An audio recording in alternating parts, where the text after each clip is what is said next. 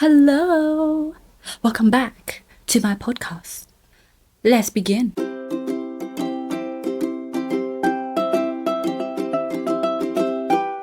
I actually got my hair cut done really recently, and I got a brown balayage, and I absolutely freaking love it. So I hope you guys are liking the look. I feel very cute. I feel very 90s baby. But anyways, this is not what I'm here to talk to you guys about. For this episode, I want to talk about singleness, singledom, how to be single, because I've realized that a lot of you guys who are watching me are very younger viewers and you guys don't know how to be single. So, coming from a 27-year-old, giving my wisdom to all those young people out there, hopefully, I'll be able to pass on some wisdom, some advice. I know I'm still young myself, believe it or not.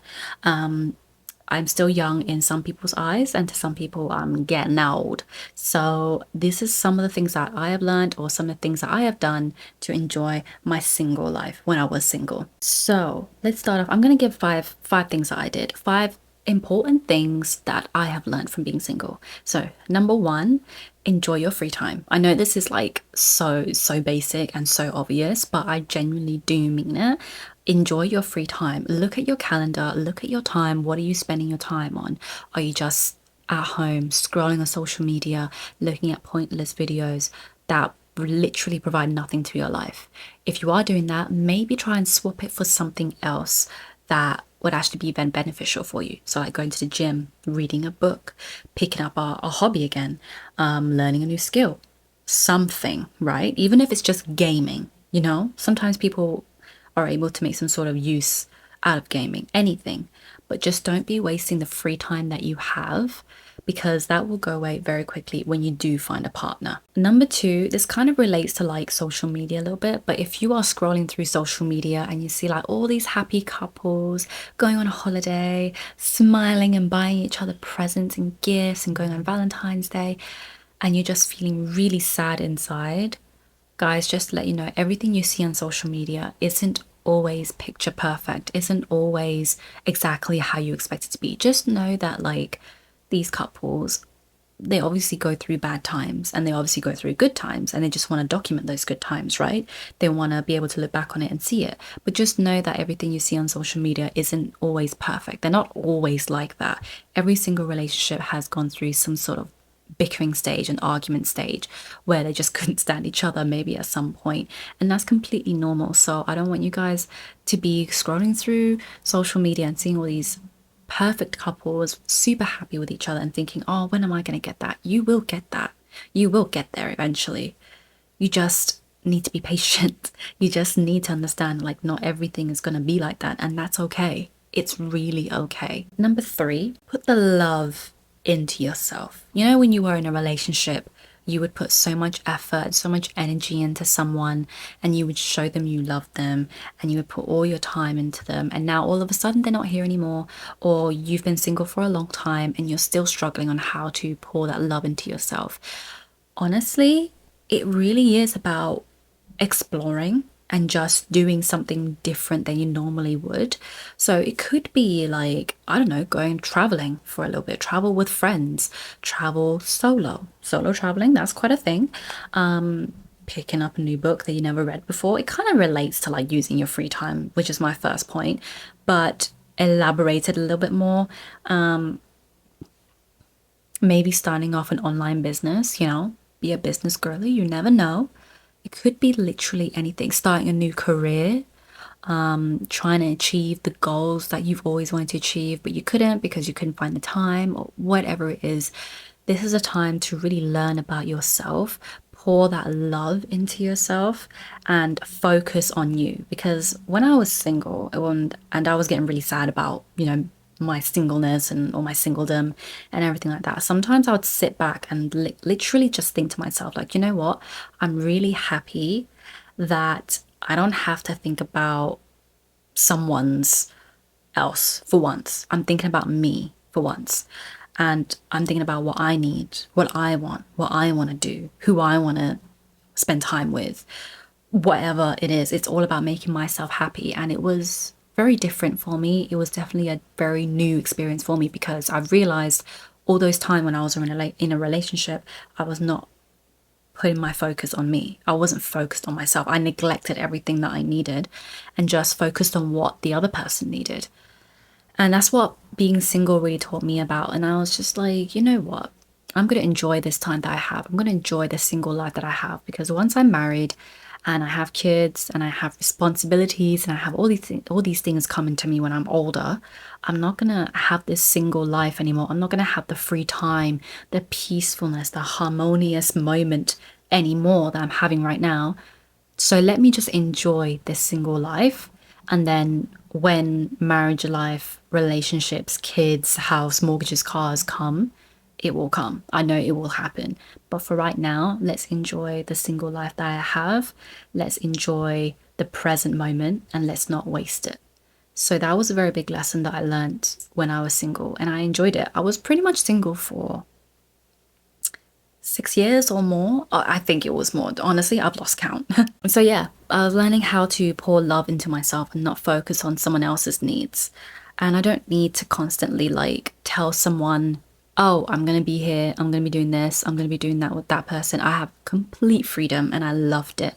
Number 5, I would say the best thing about being completely single is just it was so stress free. It was so stress free. Like, I would have friends who are in relationships or in flings or they're dating, and all the stories that they will come back to me about. It's just like, oh, this person didn't text me back. This person didn't call me. Or this person, that, or that person. Oh, I did this or I did that. They did this. It's like all these issues. And I was like, oh, and they would sometimes come back to me like, oh, I can't do this because my boyfriend doesn't like it. Oh, I can't do this because my girlfriend doesn't like it. And I was like, wow, that must be really restricting for you. Like, that must be really difficult for you. And sometimes I'll sit there and think to myself, like, would I be able to do that? You know, when I'm in a relationship, would I be able to do that? Will I be able to restrict myself and being able to handle being in a relationship again? The answer is when I do find the right person and I put enough love into myself and I know myself and I'm sure of myself a little bit more, I would be willing to compromise on that. But obviously, I would compromise for the right person and I'll do it for the person that is like me. And I guess that's the best part of when I was single, is because when you're single, you learn so much about yourself. Like I said before, you learn so much about yourself and you learn so much about who you want in your next relationship. What kind of person you want that person to be. What kind of person do you want to be? Because let's face it, a relationship is not a one person thing. It takes two to tango. So whatever you expect from that person, make sure you have those qualities as well.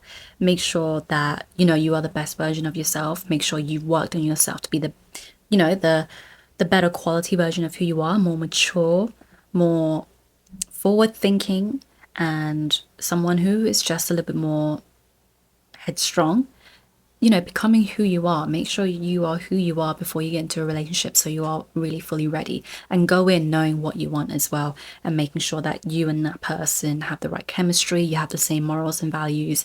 And those are things that I found really important for me, and that took some time. I would not have known this if I have not taken time to get to know myself while I was single. So I'll say that's another pro. Number 6 is that when you do have the time to yourself and you have that free time and you have that love pouring into yourself all that time when you're single, you'll be able to learn about what you love about yourself, what are your weaknesses and what your strengths, and what kind of strengths that you want to see in the other person. But then also learn that, like, not everyone is perfect and you might need to compromise, or you might need to learn about the other person's weaknesses and see if that's what you want. Like, as in, when I say what you want, I meant like if their weakness is something that you can handle, something you're willing to overlook and just focus on their strengths, then that's completely fine. This is honestly, I feel like the single time is the way to be, like, to learn about yourself. So I know that was a really long-winded answer to that question, but how to be single, it really is just filling up your free time to learn about yourself.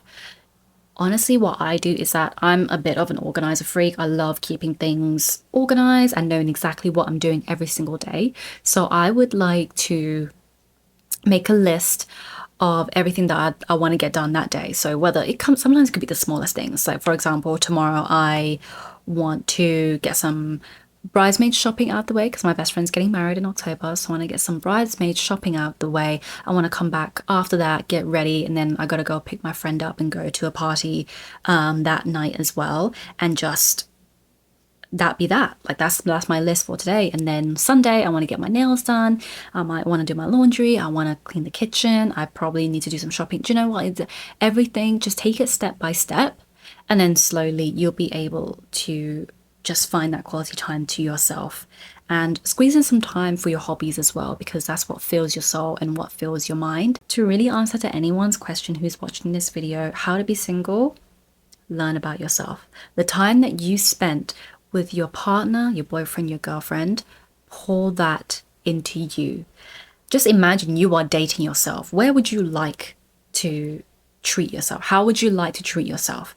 Where would you like to take yourself? You can go solo dates. Oh, when I was single, I absolutely loved solo dates. I would treat myself out. I'll take myself to like a restaurant that I've never been to and I would love to try. I bought myself flowers. What else did I? Oh yeah, I treated myself to get my hair done, to get my nails done, to get my eyelashes done. I took myself out to like cinemas. Honestly, like solo dates is the one. And the thing is with solo dates is that it actually builds your confidence as well. It builds your confidence to be alone and knowing how to spend time alone. And honestly, confidence is the most attractive thing anyone can have. I mean it. Like when I first met my now partner, he absolutely loved the way I carried myself. That was one thing he told me. And he absolutely loved the confidence that I have as well. So, you know, going on solo dates is absolutely a way to really build your confidence, and it works on you as well. So don't be afraid to treat yourself. You don't have to treat yourself every single day, like going on solo dates, but it's a good way to like pour that love into you. And that was an example. Oh yeah, by the way, I took myself out on Valentine's Day. I had a solo day, and honestly, the best Valentine's Day I've had so far. So I've yet to wait for the next Valentine's to see if I can top that. So yeah, going on solo dates is a really good option to show love to yourself.